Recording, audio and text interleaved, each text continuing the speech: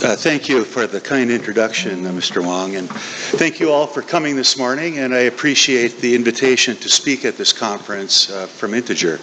I must say that the Integer conferences I find to be very informative and beneficial. You know, my job is to get around and attend conferences. That might sound like a lot of fun, but there's a lot of travel and a lot of information, and the best way for me to collect this information and put it into some kind of form that's digestible is to put together slides from each of the major presentations that I see. Of course, I can't do them all. There's, 500 technical papers and presentations that I see throughout the year. But at the end of the year, I end up with about 150 slides. So I chose some here for you today.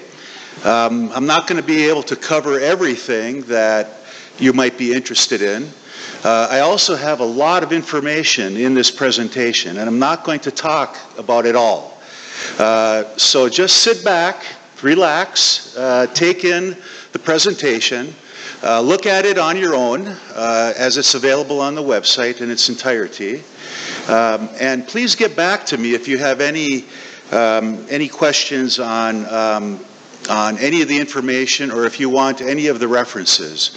My email address is here on the first slide that will go into the website. In summary, what I plan on doing, just glossing over the regulations. We've heard a lot about the Chinese and European regulations. I'll give you a European or a U.S. perspective, particularly what's happening on the California heavy-duty low NOx program. This is a 90% tightening from the U.S. Current U.S. regulation. Just to put that into perspective, one Euro 6 truck, if this regulation is implemented, one Euro 6 truck will be equivalent to 20 California trucks if this regulation is implemented. So this is a major shift. The U.S. EPA last year has implemented new vanadium catalyst guidelines that I think are pertinent to China, and I'll very briefly describe those as well. I'll then move into engine technologies. Lots is happening here. We have actual metal engines in the United States and Europe that are running at 50% brake thermal efficiency. This compares with the typical engines today that might be at 45%. The best in class on the roads today are probably 48%. So these engines are delivering 5% lower fuel consumption than the best in class on the roads today. And we're moving towards a demonstration program in the U.S. to increase that to 55%. That would be 10% reduction in fuel consumption relative to what we have today. And of course, this results in different exhaust, and those are issues that I'll discuss.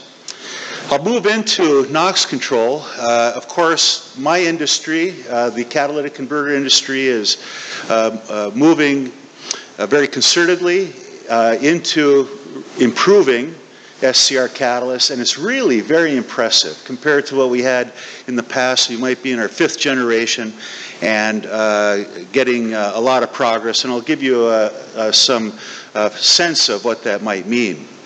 We're also looking at different architectures and low NOx. I'll talk about the heavy-duty low NOx technical solutions for California. And then I'll just very briefly discuss DPF. I know this is very important here in China, moving into Euro 6 or China 6. But in all honesty, we're in our 3rd or 4th generation of filters. This is, from our perspective in the United States, we've been implementing for 10 years.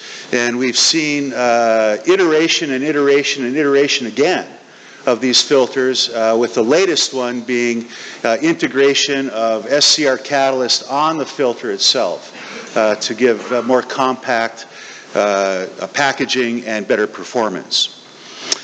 And then I'll talk finally about oxidation catalysts. These are largely overlooked, but they're very, very important. They've been implemented now for 20 years, but are very important for conditioning the exhaust for the downstream components, and I'll talk the latest on this.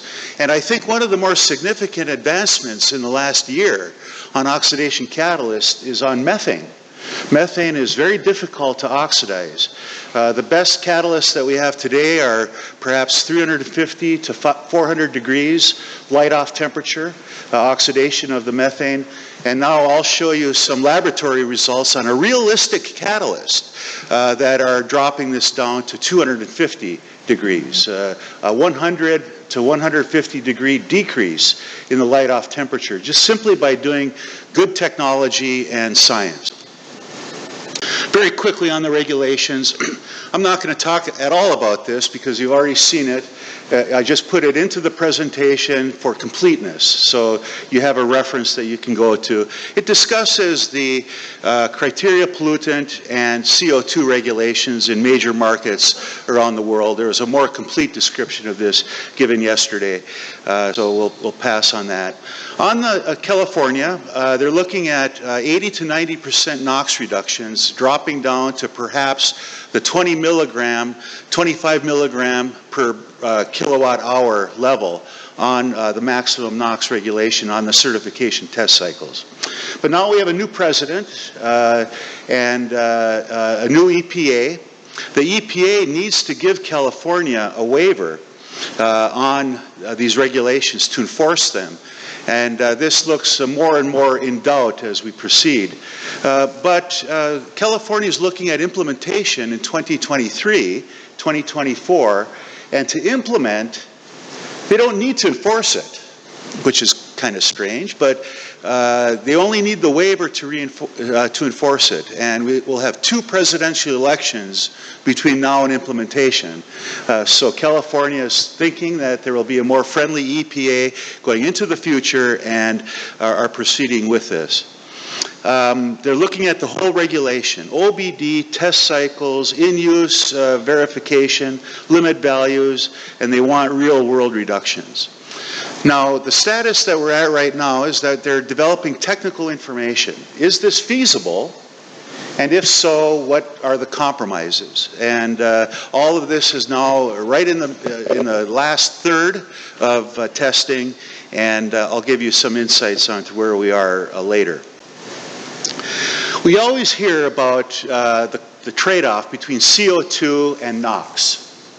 And this is true. If you take a look at the top right-hand diagram here, we have fuel consumption versus NOx plotted, and you can see very clearly that when you run at high NOx on any one of these lines, the fuel consumption goes down.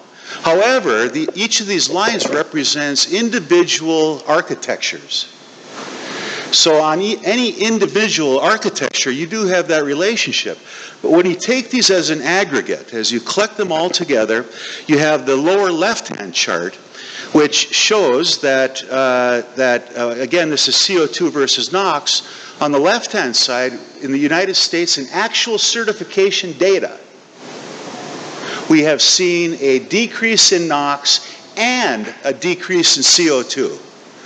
So this is very clear evidence that from a regulatory top-level perspective, the NOx and the CO2 can come down together. And the reason for this is very simple. You have what's called the NOx index, emission index. It ties the NOx to the fuel consumption. As the fuel consumption goes down, the NOx per mile goes down as well. And I think that's probably reflected in this chart. On vanadium at the United States, there's a lot of words here. I simply cut and paste. But the essence is that the OEM or the catalyst supplier has to test vanadium sublimation, vanadium emission into the environment in hot cycles, in hot conditions, using the best available analytical methods. Once you have that, you have to demonstrate that under no circumstances will the SCR catalyst see this temperature. And that even includes engine component failure at the end of the life of the engine, which I think is a very critical aspect of the regulation. Look, if you have a sensor failure or an EGR failure or a fuel injector failure, this will result in high hydrocarbon emission coming from the engine.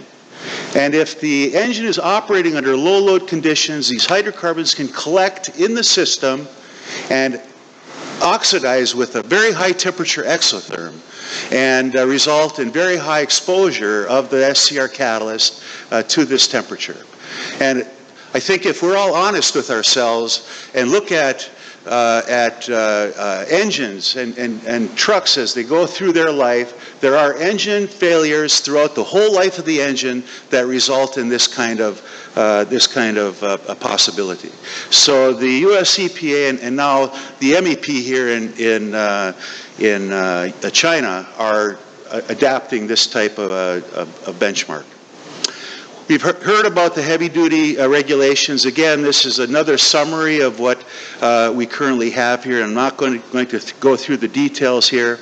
There are some key aspects. For example, in the middle, you have the 2,400 meter elevation, which is different from Europe at 1,700.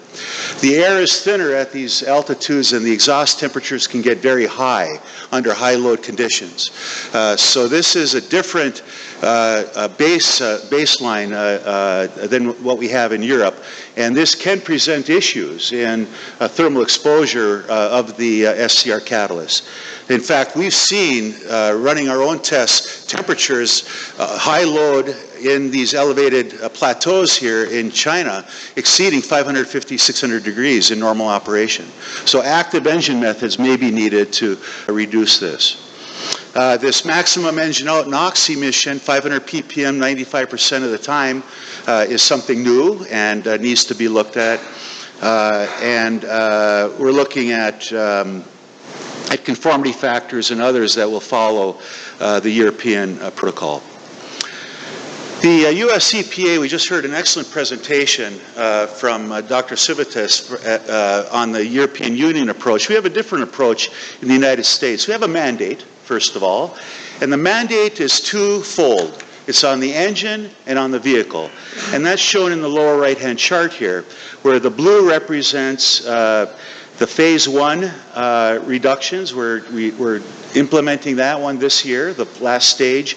Phase 2 is coming in 2021, and the total reductions are shown on the bars. The line on the right is the line haul vehicles, and we're looking at nominally 50% reductions from a 2010 baseline on fuel consumption. This is a significant amount. Just think of that, 50% reduction on heavy-duty vehicles where you're spending tens of thousands of dollars a year on fuel. And the trucks and engines are marketed on their fuel efficiency, on their fuel consumption. And now we are forcing 50% reductions in that very difficult parameter. The tables just represent technologies that can, on the engines, that can be implemented to achieve these results. We're looking at on the order of 5% engine reductions in CO2 from the phase 1 baseline. So this is, I regard this as a challenge, but a relatively modest one and certainly doable given the results that I'll show later. Again, this is a summary chart for you on CO2 regulations around the world, and I'm not going to discuss this any further, but you can look at this and get another handy reference for timing and stringency around the world on fuel consumption. Moving very quickly to engines, let me talk very briefly about light-duty diesel. These are certification levels of light-duty diesel in the United States, plotted by hydrocarbon and NOx emissions. These are already a year and a half old, and we've done better since then. The arrow signifies the highest NOx certification on the test cycles that we had in the United States, and that's 30 milligram per kilometer. That's less than half of what Euro 6 regulation is on the dynamometer testing. And real world driving on these vehicles indicates that they're delivering this in real driving testing. So light-duty diesel can be clean. It's just a matter of will and enforcement. It can be clean as gasoline, and at lower CO2 for a lower incremental cost of achieving those CO2 regulations. Which trucks are more fuel efficient? US trucks or European trucks? Well, the bar chart on the left shows that the US trucks, the second set of data there, has a higher fuel consumption than the European trucks in 2015. The 2017 trucks are coming down due to our regulation, and the 2027 trucks will be projected to be lower in fuel consumption than the European trucks. The lower right-hand chart shows that in Europe, there's a 1.7% per year improvement in fuel consumption of the European trucks. Widespread of the data, of course, as you can see, but in the US, by mandate, we're improving at 2.5% per year. So the US will catch up, and if everything goes by projection, will exceed. This is why I asked the previous speaker whether or not there will be a regulation in Europe. And of course, that all can change. 50% BTE, big challenge. Here are some of the technologies that are being used to get these reductions. You can look at this later, but on the right-hand side are all the individual companies. DAG is Daimler, and NAV is Navistar, and we have Volvo there, and we have Cummins, and they all use different approaches to get to 50% brake thermal efficiency. What does that mean to you? That means that there are many, many tools available. And these expert engineers and companies chose different ways to get to 50% BTE. So there's a lot of tools that can be used to get down to those levels. On the lower left-hand side, we have some common technologies that were used. These are things that I think everybody will implement because they're cheap and effective. The roadmap to 55 BTE. I would have expected all four of these companies to put forth very similar proposals. I mean, going from 50 to 55, now we have to see consolidation of technologies. It's not the case. We are seeing very different approaches by these four different companies to get to 55% BTE. So this again indicates that there's a lot of tools available to do this. And you can look at this chart later. There's a lot of detail here. There's a new engine out that I think is worth highlighting. This is called a two-stroke opposed piston diesel engine. Within each cylinder, there's two pistons. And these pistons work against each other. There's no head, no valve train, so there's simplicity in this engine. And it's a two-stroke engine. So from a 4.9 liter engine, you can get the power of a 6.7 liter engine. So you have weight reduction as well. And this is just a chart that shows that the fuel consumption is 17% lower on this engine than a traditional diesel engine. 17% improvement on an already efficient diesel engine. And now it's moving into light duty. They're putting together a light commercial vehicle demonstration. And they're projecting a 30% reduction in fuel consumption compared to a benchmark. Simulation is very important. I won't touch on this any further, but Volvo has simulated 55% BTE. Acades, who does this two-stroke opposed piston design, is indicating that they can go up to 55% brake thermal efficiency without waste heat recovery, without taking heat from the exhaust and putting it into electrical or thermal power. And that's a major, major step. And their simulations are showing this, and they're going to demonstrate it in the coming years. Lube oil. Lube oil is generally backward compatible. You can use lube oils in all the engines that are out there, except now. The new one this AP-FA4 is used only on new engines in the United States. Daimler has said okay for any engine newer than 2010.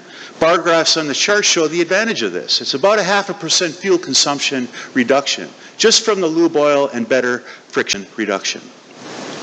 Why go to natural gas? I asked this of my colleagues at California, and they said because we can go to 0 greenhouse gases with natural gas by using renewable biogas.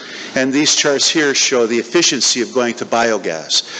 On the top right-hand chart, we have negative bars. You can go to negative CO2 by using agricultural waste, for example, or municipal waste, and use it to generate fuel instead of going into a landfill or onto the field. Electric heavy duty. I didn't believe it. I saw my first electric vehicle in California, and the battery pack was the size of this table. And the vehicle cost $500,000. And I said, no way. But if you put a wire in the road, we call this a catenary system, and get the energy for the vehicle from that wire, we can have lower fuel consumption than a diesel vehicle and do it at a lower cost. And we have demonstration programs now in Europe and the United States on exactly demonstrating this. You can see the design in the upper left-hand corner here. This it says in Sweden, but it's actually in Germany. That's a German sign there. But these manufacturers are beginning to address this. Very quickly on NOx technology, we're looking at SCR catalysts that have very high durability, 900 degrees centigrade. Durability for 12 hours. This chart here in the upper left-hand corner shows the best copper zeolite chabazite on this, and the fresh performance of this new catalyst is very similar to that, but aging to 900 degrees centigrade is unbelievable, and this chabazite will break down. It's not even on the chart here, and right next to that you see the performance of this catalyst. We're improving our performance both in the low temperature and high temperature regime on these copper zeolites, and that's shown here with the low temperature at 200 degrees on the left and 600 degrees on the right. And the generations go from current to from past to current with aging. You can see the green line is better than the blue or red. We have new methods of desulfating copper zeolite. We heard yesterday that this can be problematic and results in higher temperature. The chart in the top on the right shows that. You need 650, 700 degrees to take out the sulfur. Not anymore. You can do this with hydrocarbon or even urea. By making a local reducing atmosphere that will break down the sulfur at much lower temperatures. In fact, we're seeing desulfation now at temperatures as low as 450 degrees, common exhaust temperatures. We have new substrate catalysts in the upper right-hand corner. The green is 600 cell with a very thin 0.003 of an inch cell wall. It performs better than the standard 300 cell product at all temperatures, but mainly at the mid-range temperatures because of the fundamental thermodynamics and kinetics that are involved here. We're seeing SCR filter applications in light duty. It's a mainstay now in light duty, moving into the non-road and perhaps heavy duty. We have a total cost of systems, vanadium versus copper zeolite. The lower left-hand chart shows cumulative NOx emissions on the WHTC, with the red line being the base condition with DOC, typical DOC loading on a vanadium catalyst. To get the good performance, you have to double the precious metal to get the NO2 needed under low temperature operation. And the green line shows that going back to the original precious metal loading with the copper zeolite is much more effective to get low emissions. We're looking at improved ammonia slip catalyst with very low N2O emissions, very low NOx emissions, and getting better and better under these high ammonia loading conditions. The chart on the lower left-hand corner shows the compromise between ammonia slip and tailpipe NOx, and the best, lowest compromise between these is a copper zeolite. Here are some of the designs that are being considered for California. These are future designs of heavy-duty systems. We're looking at upper right-hand corner, light-off SCR catalyst up front. We heard a comment on this yesterday with two different ammonia injection locations. We have passive NOx absorbers that will absorb NOx at low temperature, release them at high temperature. We have SCR filters in this design with downstream SCR catalysts, with heaters and other ways of getting this moving. We heard yesterday about gaseous ammonia injection. This is certainly a valid approach that might be used under low load or cold start conditions to get that ammonia into the system under very low temperature. What about sustainable low NOx? 150 degrees. Here's a demonstration paper from the SAE Congress showing that we can get NOx reductions sustainably with an SCR catalyst at 150 degrees. Unbelievable.